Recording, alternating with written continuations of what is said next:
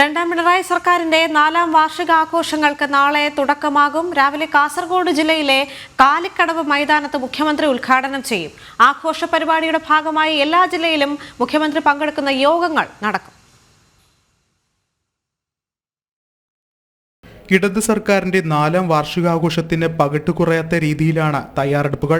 എല്ലാ ജില്ലയിലും യോഗങ്ങളും മേഖല തിരിച്ച് 4 കൂടിച്ചേരലുകളും സംഘടിപ്പിക്കും. ഇവയിലെല്ലാം മുഖ്യമന്ത്രി പിണറായി വിജയൻ നേരിട്ട് പങ്കെടുക്കും. വിവിധ മേഖലകളിൽ പ്രവർത്തിക്കുന്നവരെ ഈ യോഗങ്ങളിലേക്ക് ക്ഷണിക്കും. സർക്കാരിന്റെ നേട്ടങ്ങളും ഭാവി പരിപാടികളും വിശദീകരിക്കുകയാണ് ലക്ഷ്യം. ജില്ലാതല യോഗത്തിൽ ക്ഷണിക്കപ്പെട്ട 500 വ്യക്തികളാണ് പങ്കെടുക്കുക. പരിപാടിയുടെ ഭാഗമായി പ്രദർശന വിപണന മേളകൾ എല്ലാ ജില്ലകളിലും സംഘടിപ്പിക്കുന്നുണ്ട്. വിവിധ സർക്കാർ വകുപ്പുകളും സ്ഥാപനങ്ങളും ഇവയിൽ പങ്കെടുക്കും. പ്രദർശന വിപണനമേളയുടെ ഏകോപനം ഇൻഫർമേഷൻ ആൻഡ് പബ്ലിക് റിലേഷൻസ് വകുപ്പിനാണ്. കിഫ്ബിയാണ് പരിപാടിക്കായി അടിസ്ഥാന സൗകര്യമൊരുക്കുന്നത്. വരാൻ പോകുന്ന തദ്ദേശ തെരഞ്ഞെടുപ്പും നിയമസഭാ തെരഞ്ഞെടുപ്പും മുന്നിൽ കണ്ട് സർക്കാരിന്റെ നേട്ടങ്ങൾ ജനങ്ങളിലേക്ക് നേരിട്ട് എത്തിക്കുകയാണ് പരിപാടിയിലൂടെ സർക്കാർ ലക്ഷ്യമിടുന്നത്. നാളെ മുതൽ മെയ് 30 വരെ നീളുന്ന പരിപാടികളാണ് വാർഷികാഘോഷത്തിന്റെ ഭാഗമായി സംഘടിപ്പിക്കുന്നത്. തിരുവനന്തപുരത്താണ് സമാപനം.